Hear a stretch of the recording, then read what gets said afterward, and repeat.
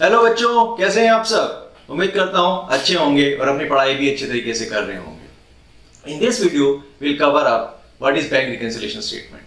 So without wasting any time, let's start and understand and keep ourselves motivated on doing a new chapter with new energy and new thrill. Okay, so let's start and understand what is bank reconciliation statement. So what is bank reconciliation? Reconciliation means matching. और हमें क्या match करना है? हमें अपना जो bank को match करना है। और बैंक को किससे मैच करना है? हम अपना कैश बुक में 2 कॉलम कैश बुक में हम अपना बैंक अकाउंट पे मेंटेन करते हैं, राइट। और जो बैंक का बैलेंस आता है we need to match and see whether that matches with the statement that is provided by the bank, क्योंकि बैंक भी आपका अकाउंट मेंटेन करेगा। अब वो जो अकाउंट बैंक ने मेंटेन किया that is called bank passbook और बैंक स्टेटमेंट आल्सो। तो उस अकाउंट में जो पैसा है, जो बैंक स्टेटमेंट में जो पैसा बैंक ने दिखाया है, वही उतना बैलेंस ही क्या आपके अकाउंट में आता है या नहीं आता है। That's the one thing which we need to match. And why do we need to match? The issue is, let's say आपके बैंक बैलेंस में, आपकी बुक्स के बैंक बैलेंस में 1 लाख रुपया दिखता है, पर जब बैंक स्टेटमेंट आती है जो बैंक ने बनाई है उसमें आपको दिखते हैं 50,000। So won't you be curious about मेरे अकाउंट में तो 1 लाख रुपए दिखा रहा है और बैंक में 50,000 रुपए दिखा रहा है। आप उसे लड़ने तो नहीं जाओगे, but natural, but you will try to find out the reasons why there is a reasons of differences. जैसे आपने अपना कोई एग्जाम दिया जिसमें इफ यू सी और you expect that you will score 90 more than 90%, but if you get 70%, then won't you be curious about what are the reasons? Or it could be possible that there might be some mistakes, so you go through your paper and then go, check whether all the things, all the numbers has been given or not. So the same way you also check what is the balance in the bank statement and what is the balance as per your book, और उन दोनों को आप match करोगे to find out the reasons why there is a variations. अब ये variations क्यों होते हैं, किस कारण से होते हैं? These variations could be timing difference. अब एक एग्जांपल देता हूँ। आपके पास एक आपके डेटर्स ने चेक दिया, तो जब जैसे ही आपके पास चेक आएगा तो आप अपने बैंक अकाउंट में उसके कैश बुक के बैंक अकाउंट में अपना उसका एंट्री कर लेंगे, आप बैंक को इंक्रीज कर देंगे और फिर आपने वो चेक आपने अपने एक ऑफिस बॉय को दिया to deposit in the bank. पर वो उस बैंक को उस चेक को उस वक्त नहीं जमा करवा पाया, या शाम हो गई थी, उसने बोला कल जमा करवा दूंगा, तो उसने कल जमा करवाया। अब बैंक का जो स्टेटमेंट है, जो हम रिकंसिलिएशन बनाते हैं, वो एज ऑन ए डेट बनाते हैं, उस डेट। अब अज्यूम कीजिए कि जो चेक आया था, जो आपने बुक में एंट्री करी, वो 31 जुलाई की थी, तो आपने तो अपने बैंक को इंक्रीज कर दिया, पर बैंक के पास वो चेक 1 अगस्त को पहुंचा, तो बैंक की बुक में तो वो चेक 1 अगस्त में एंटर करेंगे। तो this is the difference, timing difference, क्योंकि चेक देर से पहुंचा बैंक के पास, तो बैंक ने उसको, जब बैंक के पास चेक आएगा तभी वो जमा करेंगे। Same way it could be possible कि आपने किसी को चेक इशू किया, आपने अपने किसी क्रेडिटर्स को चेक दिया, तो आपने अपना अकाउंट को रिड्यूस कर लिया विद द अमाउंट आपने जितने का चेक दिया। अब जिस आदमी को आपने चेक दिया उसने वो चेक अपने बैंक में नहीं जमा करवाया। There is a process, the process is once you give a cheque to somebody, वो अपने बैंक अकाउंट में जमा करवाएगा और फिर वो बैंक आपके बैंक से पूछेगा अबाउट दैट मनी, कि आपके अकाउंट में इतना पैसा है भी या नहीं है। आपने कई बार सुना होगा डिसऑनर होते हैं चेक, क्योंकि आपने किसी को चेक लिख के दे दिया पर उतना अमाउंट आपके पास है नहीं अकाउंट में, तो चेक डिसऑनर हो जाते हैं। तो इसलिए जिस बैंक में जिसको आपने चेक दिया अपने बैंक से बैंक में जमा करवाएगा और वो बैंक अकाउंट आपके बैंक से पूछेगा, बैंक आपके बैंक से पूछेगा कि आपके अकाउंट में इतना पैसा है, तो वो कंफर्म करेंगे और उतना अमाउंट ट्रांसफर कर देंगे आपके जिसने आपको चेक दिया। तो वंस दैट कंफर्मेशन और that transfer is being done by your bank in the bank to whom you have issued the check, जिसको भी आपने चेक दिया, only then bank will record this issues आपके बुक में, तभी आप वो आपका जो आपका बैंक है वो तभी अपने बुक्स में लिखेगा। तो इसीलिए बोलते हैं ये टाइमिंग डिफरेंस रहता है। तो वो टाइमिंग डिफरेंस की वजह से देयर आर इश्यूज और वी कैन से वेरिएशंस आते हैं in the books, in the balances आपके बुक्स में जो है और जो बैलेंसेस बैंक के बुक में।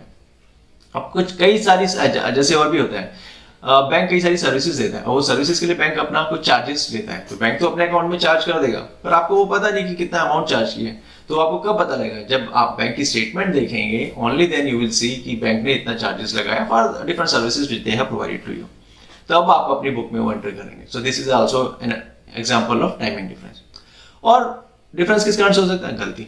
एरर्स भी करते हो ना, तो हो सकता है आपने कुछ अमाउंट गलत 2000 लिखना था, आपने 20,000 लिख दिए, तो बैंक में तो 2000 ही लिखा होगा, तो डिफरेंस आ जाएगा। और it could be possible the error has been done by the bank also, so then you will reconcile with the bank. So the whole purpose to reconcile with the bank is कि पता लगे कि क्या कारण है, किसी गलती है या कोई टाइमिंग डिफरेंस ही है only, और वो उसको सॉर्ट आउट करना। तो ये सब जो बनता है, we don't do anything in the bank account, or we can in the books, in our books we just prepare a statement. We'll in the coming slides we'll see what is the format, how do we prepare that, but एक statement बनाते हैं। We don't give effect of any of these into the books of account, but we record it so that हमें पता लगे differences क्यों है।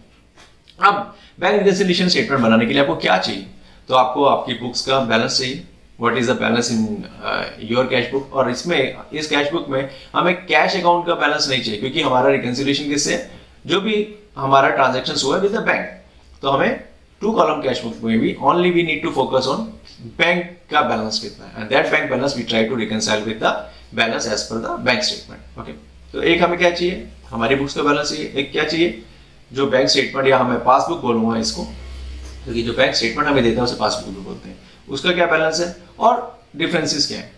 अब questions में आपको डिफरेंस ढूंढने की जरूरत नहीं है, क्वेश्चंस में डिफरेंसेस आपको दिए होंगे, बस you have to reconcile. So this is how this total chapter is covered up.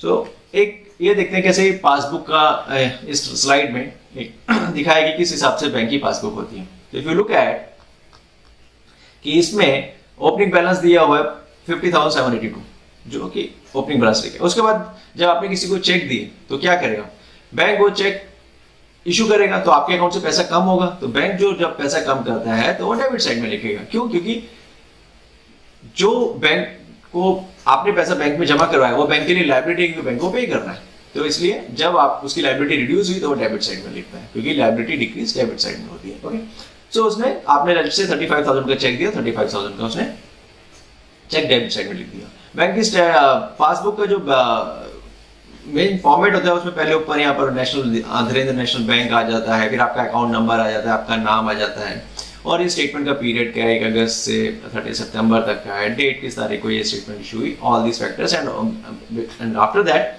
This is comes की what is your opening balance, कितना पैसा जमा हुआ। जैसे आपने जब कोई बैंक में पैसा जमा कराया, लेट्स से 10,673, तो बैंक ने अपने क्रेडिट साइड में लिखा, क्योंकि बैंक की लायबिलिटी उतने अमाउंट से बढ़ गई, क्योंकि आपने पैसा बैंक को जमा कराया, वो पैसा बैंक को आपको वापस देना है, इसलिए बैंक की लायबिलिटी बढ़ गई and liability increase on the credit side, that's why it has been written in the credit side in the bank passbook.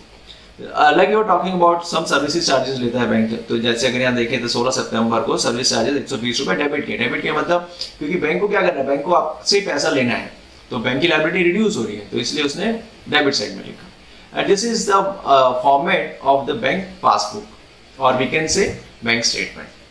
So now let's understand what are the rules of accounting while doing these questions. So rules of accounting क्या है? Rules of accounting is same for everybody, right? तो asset क्या है?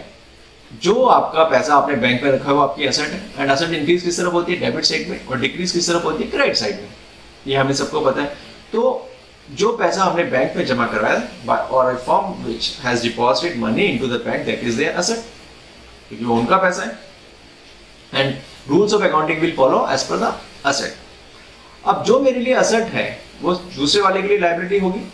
जैसे इसको दूसरे तरीके से देखें, आपने किसी से पैसा उधार लिया, तो वो पैसा आपको उसको वापस करना है, उसे फ्री में तो दिया नहीं, आपको वो पैसा वापस करना है, प्लस आप इंटरेस्ट भी देंगे उसे। पर जब आपको किसी को पैसा वापस करना है तो आपकी वो लायबिलिटी बन जाती है, और लायबिलिटी का रूल क्या होता है, liability increase on the credit side and decrease on the debit side. अब क्या हम ये नहीं कह सकते कि जो पैसा आपने बैंक में जमा करवाया है वो बैंक के लिए उसकी लायबिलिटी है, तो जब जब आप पैसा जमा कराएंगे वो अपने क्रेडिट साइड में लिखेगा, और जब जब आप पैसा विड्रॉ करेंगे उसकी लायबिलिटी रिड्यूस होगी तो अपने डेबिट साइड में लिखेगा। So we can say whatever is a debit in my books of account or a firm's book account, that will be shown as a credit side of the bank statement or bank passbook. Clear? These are the rules of accounting which remain same for everybody. तो bank के लिए liability, तो bank अपनी liability increase होती है तो credit side में लिखेगा, लायबिलिटी रिड्यूस होती है तो डेबिट साइड में लिखेगा। मेरे लिए और फॉर्म के लिए वो असेट है तो मैं डेबिट साइड में लिखूंगा, तो जब मैं डेबिट करूंगा तो बैंक की पासबुक में क्रेडिट में लिखेगा, और जब मैं चेक इशू करूंगा तो मेरा बुक से मेरी पैसा गया तो उनके बुक से भी बैंक की बुक्स में से क्या होगा, उसकी लायबिलिटी रिड्यूस हुई तो डेबिट साइड में लिखेगा, मैं क्रेडिट साइड में लिखूंगा तो डेबिट डेबिट साइड में। ओके, इंपॉर्टेंट पॉइंट्स इसमें, how to do that, what is the process of doing bank reconciliation. So the important point is, पहले हमें क्या दिया हुआ है, what is given to us, कि हमें balance as per cash book दिया हुआ है, बैलेंस एज पर पासबुक दिया हुआ है। लेट्स से हमें balance as per cash book दिया हुआ है, कि हमें बताया कि मेरी बुक्स में इतना बैलेंस है। अब what is my destination, my destination is to reach और to reconcile with the passbook, ये बैंक की स्टेटमेंट है। तो अब मुझे क्या करना है, what is the process I need to do, मुझे जो भी मैंने अपनी बुक्स में किया है उसको अगर मैं जो बैंक ने किया है उन पर्टिकुलर ट्रांजैक्शन का उसकी तरह रेप्लिकेट कर दूं, तो मुझे मेरी जो बुक्स का बैलेंस है वो मैच कर जाएगा बैंक की स्टेटमेंट से। तो बैलेंसेस कैसे करने हैं, चेंजेस किस में करना है, मेरे को जिसका भी बैलेंस दिया होता है हम उस बुक्स में चेंज करते हैं, और वो चेंज इसका बेस क्या होता है, जो मुझे डेस्टिनेशन में पहुंचना है। If my destination is to reach the balance as per the passbook, तो जो पासबुक का मतलब जो बैंक ने उस ट्रांजैक्शन रिलेटेड अपनी बुक में किया होगा, मेरे को भी वही रेप्लिकेट करना पड़ेगा अपनी बुक में। या मैं बुक बोल रहा हूँ, बट मैंने शुरू में भी बोला कि मैं अपनी बुक्स में कोई चेंज नहीं करता, जब स्टेटमेंट बनाता हूँ तो उस स्टेटमेंट में मैं डेबिट और क्रेडिट उसी हिसाब से लिखता हूँ और प्लस और माइनस उसी हिसाब से करता हूँ जैसा बैंक ने किया होगा। ओके, तो अब इस सब को let's understand with the help of an example. So what does this example says, it says from the following particulars of XYZ prepare bank reconciliation statement as on 31st July 2023। तो पहले तो format देख लेते हैं। तो bank reconciliation statement बना रहे हैं, तो बैंक रिकंसिलिएशन स्टेटमेंट हमने लिखा किसकी है, XYZ की। अब कौन सी तारीख को बना रहे हैं, एज ऑन 31st जुलाई 2023, क्योंकि हम 31 जुलाई, क्योंकि एक टाइम पीरियड चाहिए ना, उसी टाइम के बेसिस पे हम देखेंगे कितना डिफरेंस है, क्योंकि उस टाइम पीरियड में हमें बैलेंसेस पता है। अब यहाँ पर बैलेंस किस चीज का दिया हुआ है जी, balance as per cash book दिया हुआ है 50,000। तो क्या हम कह सकते हैं, क्योंकि ये balance as per cash book है, तो यहाँ पर जो डेबिट एंड क्रेडिट के रूल होंगे वो एसेट की तरह होंगे, क्योंकि ये मेरी बुक का बैलेंस दिया हुआ है। तो मेरी बुक का बैलेंस दिया हुआ है, मतलब फर्म की बुक का बैलेंस दिया हुआ है, तो दैट इज माय एसेट, मेरा जो बैंक में पैसा पड़ा मेरी एसेट है। तो वो इंक्रीज किस तरफ होता है, डेबिट साइड में, और डिक्रीज किस तरफ होता है, क्रेडिट साइड में। ओके, अब देखते हैं हाउ द ट्रांजैक्शंस और what is the reasons for variations. तो reason for variation is checks issued but not presented, sorry, before that let's understand this कि कैश बुक दिया हुआ है और हमारा गोल क्या है, हमारा मोटिव क्या है, हमें पासबुक तक पहुंचना है। तो हमें क्या करना है, मेरे को अपनी बुक्स की और जो कैश बुक में जो भी चीजें दी है उसको मेरे को चेंज करना है, और मैं रिकंसाइल करने के लिए स्टेटमेंट में मैं चेंजेस कैसे डालूंगा, जो भी पासबुक में हुआ या जो भी उस पर्टिकुलर वेरिएशन का और जो भी उस ट्रांजेक्शन का बैंक ने ट्रीटमेंट किया है, मेरे को वही ट्रीटमेंट मैं अपना यहाँ पर अपनी बुक्स में कर दूंगा, तो सेम हो जाएगा। Okay, so the first variation is cheques issued but not presented for payment 6,000। तो क्या हुआ, हमने चेक इशू किया किसी को, अब क्या करते, जैसे मैंने चेक इशू किया तो मैंने अपने अकाउंट को क्रेडिट कर दिया होगा, रिड्यूस कर दिया होगा, पर वो प्रेजेंटेड फॉर पेमेंट नहीं है। जिसको हमने चेक इशू किया, जिसको भी हमने चेक दिया, उसने बैंक में दिया नहीं, तो बैंक के पास तो वो अभी तक आया नहीं, तो बैंक ने अपनी बुक्स में से वो पैसा नहीं रिड्यूस किया होगा। तो क्या किया, तो मेरा पैसा भी जो मैंने क्रेडिट किया था उसको मैं वापस से डेबिट कर दूंगा, मैं अपने बैलेंस को इंक्रीज कर दूंगा। बैंक की बुक में पैसा डिक्रीज नहीं हुआ है, तो मैं अपनी बुक्स में भी पैसा डिक्रीज नहीं करूंगा, तो मैं उसको डेबिट साइड में लिख दूंगा और वीकेंड से इंक्रीज कर दूंगा अपनी बुक का बैलेंस बाय 6,000। ओके, अब देखते हैं the next is the bank had directly collected dividend of ₹8,000 and credited to bank account but was not entered in the cash book. Bank के पास डायरेक्टली ही डिविडेंड का पैसा आ गया, XYZ का डिविडेंड, XYZ ने कहीं इन्वेस्टमेंट करी होगी, उस कंपनी ने डिविडेंड दिया और वो डिविडेंड सीधा बैंक के अकाउंट में आ गया। आपको एज XYZ और द फर्म को नहीं पता कि ये आपके पास डिविडेंड का पैसा आ गया है, क्योंकि सीधा डायरेक्ट बैंक में जाओ, तो बैंक ने तो आपके अकाउंट को इंक्रीज कर दिया हुआ 8,000 से, क्योंकि और ये एंट्री क्या करेगा, बैंक की एंट्री करेगा। बैंक क्या करेगा, बैंक अकाउंट डेबिट करेगा, बैंक के पास पैसा है, पर पैसा किसका है, XYZ का, and XYZ is their liability, तो टू XYZ करेगा। तो इसका मतलब XYZ का उसने अमाउंट क्रेडिट बैलेंस इंक्रीज किया होगा। अगर ये पैसा आपके पास आ जाता, या चेक जो भी 8,000 का दिया है वो अगर आपके पास आता, तो आप क्या एंट्री करते हैं, आप बैंक अकाउंट डेबिट करते हो, डिविडेंड अकाउंट को क्रेडिट करते हो, because dividend is your income that increase on the credit side. तो इसका मतलब ये है कि बैंक ने जब एंट्री कर दी डिविडेंड की, बैंक ने जब डिविडेंड रिसीव हो तो बैंक ने इंक्रीज कर दिया, पर आपको इस बारे में पता नहीं। तो जब आपने बैंक स्टेटमेंट देखी, उसमें देखा कि 8,000 रुपए डिविडेंड के हैं, तो आपने भी अपना बैलेंस इंक्रीज कर दिया, तो 8,000 आप इंक्रीज कर देंगे, और we can say because it's a cash book का बैलेंस दिया है, और कैश बुक का बैलेंस मेरी असेट है, असेट इंक्रीज डेबिट साइड में होती है, तो इसलिए हमने 8,000 debit. I am giving you both the clarity कि फ्रॉम द अकाउंटिंग परस्पेक्टिव ऐसा आल्सो कि डेबिट और क्रेडिट क्यों किया, और प्लस और माइनस के हिसाब से भी कि उसने बैंक ने अगर मेरा बैलेंस रिड्यूस नहीं किया तो मैं भी अपने बुक्स में अपने बैलेंस को इंक्रीज कर दूंगा बाय 8,000 जो मेरे को पैसा मिला। तो नेक्स्ट एंट्री है वेरिएशन है जी, bank charges ₹400 was not entered in the cash book. अब बैंक ने कुछ चार्जेस लगाए, बैंक कई सारी सर्विस देता है, लाइक चेक बुक इशू करता है, आपको ड्राफ्ट बना के देता है, या आपको जो बैंक पासबुक देता है उसके लिए सर्विसेज देता है, तो उसके लिए बैंक कुछ चार्जेस करता है। अब वो कितने चार्जेस है कैसा है वो अपना एक डेट पे एंटर करते हैं। अब जब तक आपके पास बैंक स्टेटमेंट नहीं आएगी या पासबुक नहीं है आपको नहीं पता लगेगा कि कितना चार्जेस हो। तो बैंक ने तो रिड्यूस किया हुआ है पर आपने रिड्यूस नहीं किया क्योंकि आपको पता ही नहीं है। पर अभी मेरा फोकस क्या है, मुझे बैंक ने जो किया है वैसे ही मुझे करना है। तो बैंक ने मेरे अकाउंट से रिड्यूस कर दिया तो मेरे को भी यहाँ अपने अकाउंट में रिड्यूस करना है। And being this is my book of account, तो मेरा रिडक्शन का हुआ क्रेडिट साइड में, और वी कैन से मेरे को भी अपना बैलेंस रिड्यूस करना है and that reduction will be on the credit side. तो मैंने माइनस में ये 400 का रिडक्शन डाल दिया। यहाँ पर सिर्फ एक एंट्री दिखाई है कि बैंक ने क्या एंट्री करी होगी, बैंक ने एंट्री करी है XYZ debit to bank charges account. यहाँ पर सिर्फ मैं थोड़ा फर्स्ट एग्जांपल में एंट्री बेस भी आपको समझा रहा हूँ सो दैट आपको क्लियर हो कि क्या एंट्री पास हुई। तो बैंक ने एंट्री करी होगी XYZ अकाउंट डेबिट, क्यों? क्योंकि बैंक को XYZ से पैसा लेना है और बैंक चार्जेस बैंक के लिए क्या है, इनकम है, तो उसने क्रेडिट किया। So like I said rules of accounting remain same for everybody. उसी बेस पे ट्रांजैक्शंस की अकाउंटिंग एंट्री होती है। ओके, तो यहाँ पर हमने भी अपनी बुक से 400 रुपए माइनस कर दिए। अब नेक्स्ट क्या है जी, a cheque of rupees for ₹6,000 was deposited but not collected by bank. अब आपके पास एक चेक आया, जैसे आपके पास चेक आया आपने क्या किया होगा, आपने डेबिट कर दिया होगा अपने बैंक अकाउंट में उसको। पर जब हमने अपने मेरे पास चेक आया मैंने तो डेबिट कर दिया, पर जिसको मैंने ऑफिस बॉय को जब दिया तो उसने वो जमा नहीं कराया, बैंक के पास आया नहीं, तो बैंक की बुक में तो वो 6,000 का डेबिट है नहीं। तो मुझे क्या करना है, क्योंकि मैं कर रहा हूँ ट्रांजेक्शन्स या चेंजेस जो अपनी बुक्स में रिकंसिलिएशन के लिए जैसा बैंक ने किया, तो बैंक ने के पास ये चेक नहीं आया तो मैं भी अपने बुक से उसको रिड्यूस कर दूंगा और रिडक्शन के लिए मैं उसको क्रेडिट साइड में लिखूंगा 6,000 रुपीज। क्लियर है? अब देखते हैं, there was also a debit in the passbook of ₹2,500। Passbook में डेबिट है 2,500 रुपए का, तो इसका मतलब क्या, बैंक ने मेरा बैलेंस रिड्यूस किया है कि जो भी पैसा बैंक ने मुझे देना उसमें से 2,500 रुपए कम कर दिए। वो किस चीज के, of a cheque dishonoured on 31 जुलाई 23। आपने पास कोई चेक आया और आपने बैंक में जमा करा दिया, तो आपने अपने बुक्स में इंक्रीज कर दिया उतने अमाउंट को। पर जब बैंक ने जिस भी बैंक से जिस भी डेटा से जो पैसा दिया उसको भी बैंक अकाउंट में जब वो पैसा वो चेक दिया और उनसे पूछा कि भाई इतना अमाउंट हमारे अकाउंट में ट्रांसफर करो, तो उन्होंने बोला कि उनके अकाउंट में तो इतना पैसा ही नहीं है जिसने भी आपको चेक दिए, तो डिसऑनर हो गया। तो अब बैंक ने तो मेरे अकाउंट को इंक्रीज नहीं किया पर मैंने इंक्रीज किया हुआ था, तो मुझे अब क्या करना है, मुझे अपने अकाउंट को डिक्रीज करना पड़ेगा। इसीलिए मैंने अपने अकाउंट को डिक्रीज कर दिया विद रिस्पेक्ट टू 2,500, क्योंकि बैंक ने वो अकाउंट जो मैंने जमा किया हुआ था, बैंक ने तो डिसऑनर हो गया चेक, तो बैंक के पास तो वो कुछ अमाउंट आया नहीं, इंक्रीज नहीं हुआ, तो मैंने भी बैंक की तरह कर दिया। अब ये सब करने के बाद हम देखते हैं, टोटलिंग कर लेते हैं कौन सी डेबिट साइड का ज्यादा है, क्रेडिट साइड का ज्यादा है। जैसे इसमें 64,000 डेबिट साइड में ज्यादा है तो दूसरी साइड भी 64,000 लिख देते हैं। जो बैलेंस कम साइड है उसमें हम बैलेंसिंग करते हैं, तो बैलेंस एज पर पासबुक कितना है, 55,100। So you understand how we do things.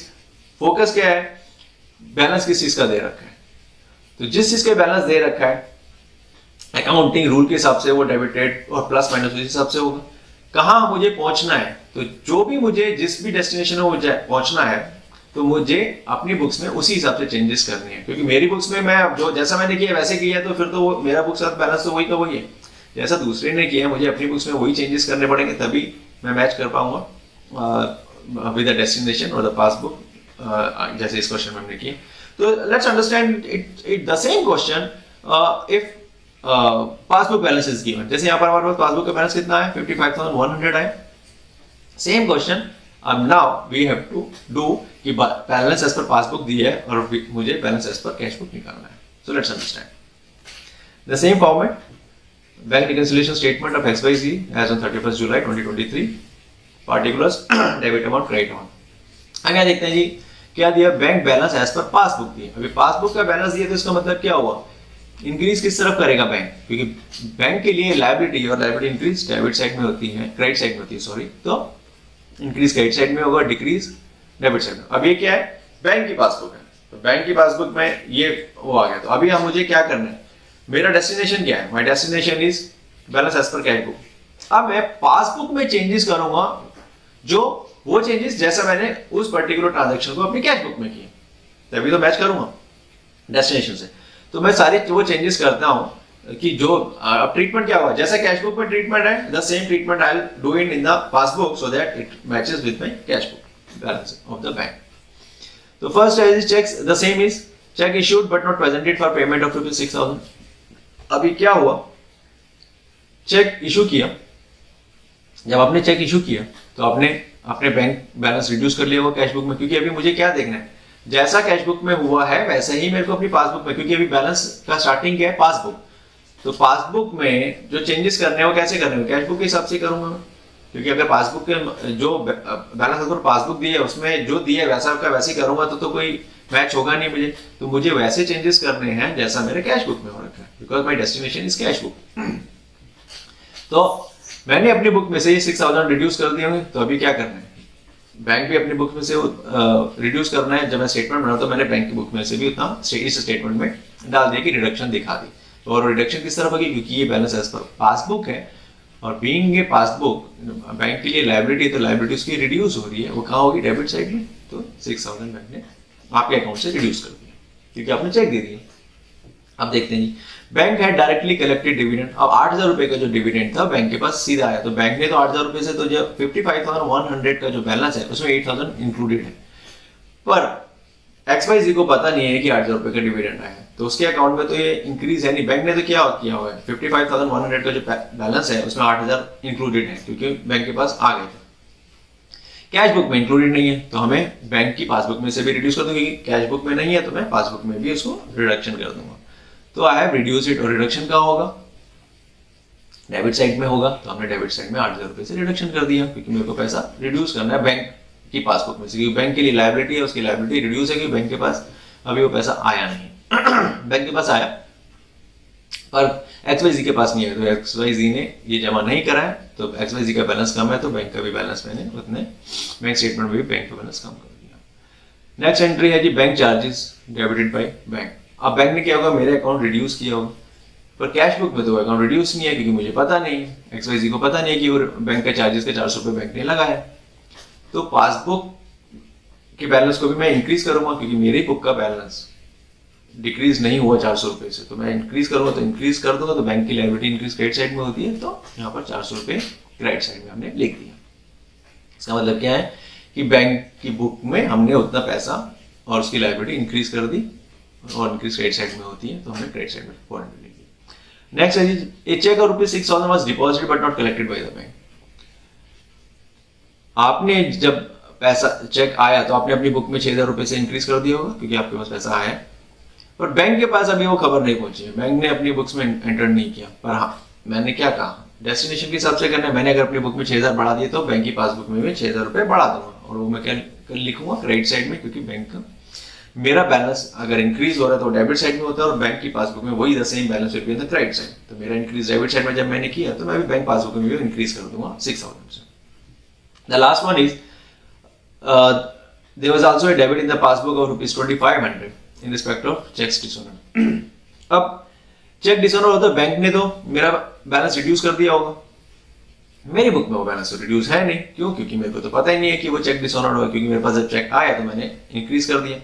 अब मुझे क्या करना है, बैंक ने रिडक्शन की हुई है, तो मैं वापस से उतने पैसे को बैंक की पासबुक में इंक्रीज कर दूंगा। इंक्रीज किस तरफ होगा, क्रेडिट साइड में 2,500 हमने क्रेडिट साइड में लिख दिया। Okay, so this is all how we do treat, and now we can see credit side में 64,000 आया, तो हम डेबिट साइड में 64,000 लिखेंगे, and the balance will be 50,000, जो कि हमारे पहले क्वेश्चन में 50,000 balance as per cash book दिया हुआ था।